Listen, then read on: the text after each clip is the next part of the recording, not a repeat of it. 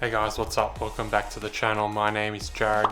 Today we're going to be continuing on the saga with the vibration in the driveline on the S13.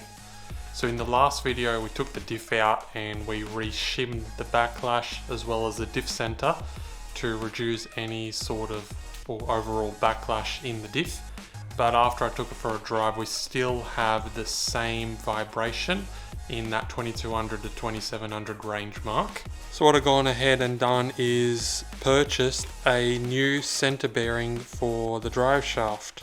As you can see here, comes with a new nut and also this copper crush washer, and this was from Febest or Febest, however you pronounce it. I just got it on eBay. You can see the part number there. It was 50 bucks delivered. So yeah, I'm just going to throw this in today. Hopefully it's not too big of a job. We're just going to take the drive shaft out, press the old bearing off, press the new bearing on. To do this job, there's going to be two tools you need that you might not have. One is a bearing separator like this. This is a larger one. It probably can go, this is probably around 5 inches spread. And then we've got this 3-legged puller. And this one's probably, you can find these cheap sets on eBay. This is the largest one in that set.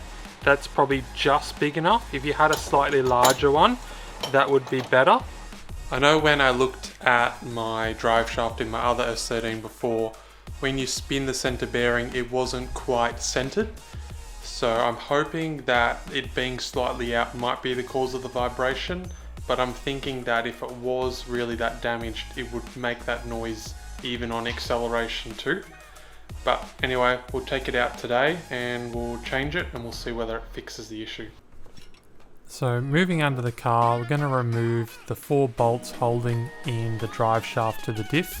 These are 12mm bolts and nuts. Then we can go ahead and remove the center bearing. In my case I had 114 and 117mm bolt. And once you've dropped that down, you can go ahead and pull the yoke out of the transmission.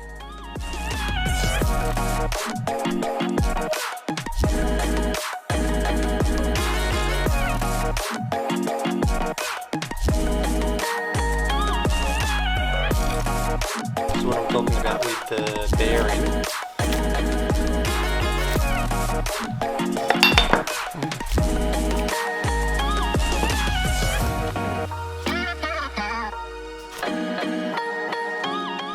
As you can see here, there's already a mark. I'm not sure if that's one I put, but we need to mark the orientation of the two pieces together, because when this is assembled, they're assembled, I think, together as one piece.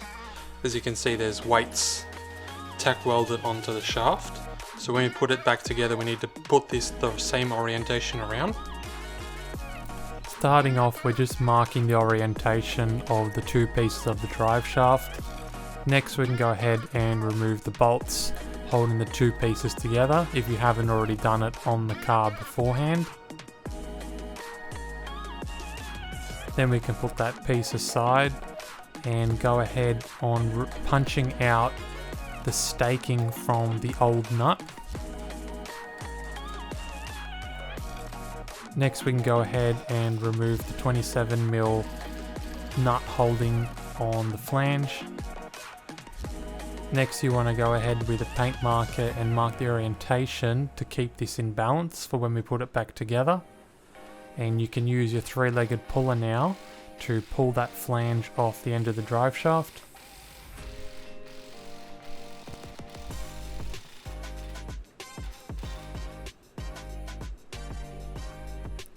Next, go ahead and remove this copper washer that sits between the flange and the bearing. In the new kit, there's one to replace. Then go ahead and throw on the bearing separator. You can see I've got it on backwards here. I started off thinking I would just be able to hammer it off, and it did move about 10mm with the hammer.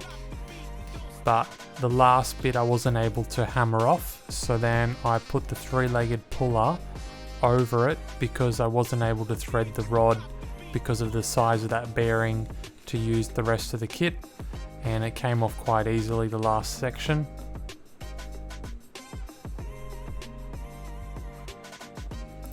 Here you can see the new bearing, which doesn't have the same run out as the old one, and I started with tapping on the flange that protects the bearing from debris. You want to make sure that with the new bearing you put the one with the rubber mark towards the transmission side. The old one has an F to mark which side. I just used the 27mm socket just to start the new bearing onto the shaft, then go ahead and put on your new copper washer. Then the flange can go back on. The splines, I would recommend putting some anti-seize on the splines as well. Again, I've just started them on the splines and put some copper anti-seize on the thread as well as the nut.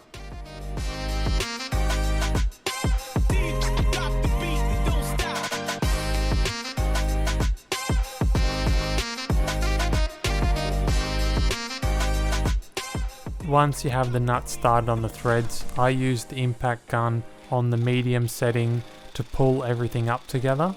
And you want to just spin the bearing as you do this to stop if you notice it start to bind up.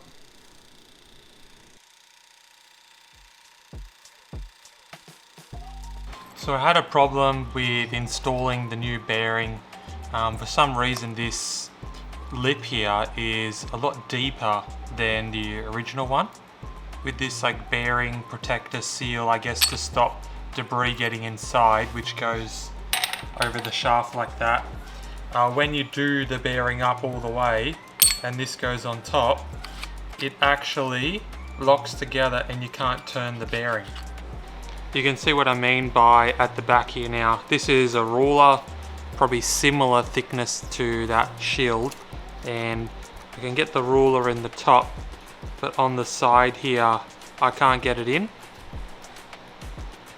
And I doubt there's going to be much material that's going to get in there to damage that bearing with that shield on it.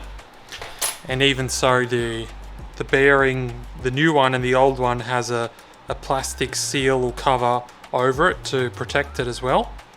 For torquing this nut, the service manual says 245 Newton meters, but there's no way I'm going to be able to do 245 Newton meters on that nut with holding this round shaft in the vise. So I'd say just go as hard as you can probably with your impact, and then go ahead and stake the nut and make sure that that is correct.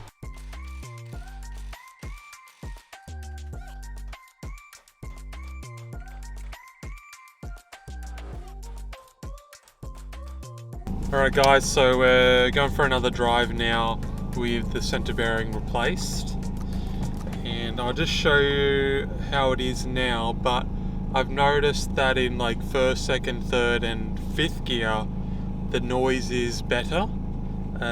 Fourth gear is marginally better, but it still makes that noise in that same RPM range.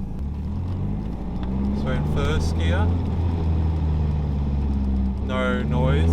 Second gear, not really any noise. Third gear,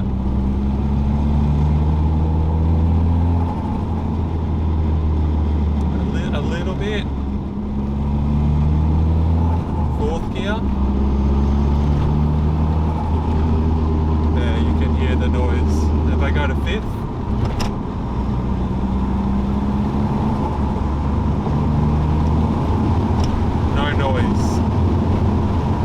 so it appears only to be in fourth gear, which kind of makes my theory make sense, because fourth gear is 1-to-1.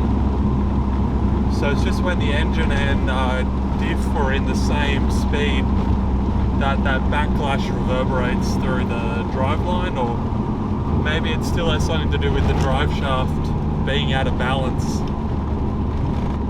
But anyway, it's still a lot better than it was, and I think I can probably live with this now.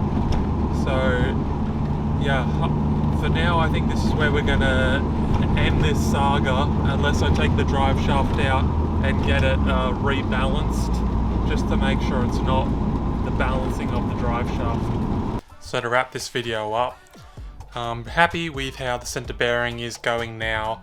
It's not 100%, but it's a lot better, and it's very much more drivable and enjoyable now that it's not making that noise.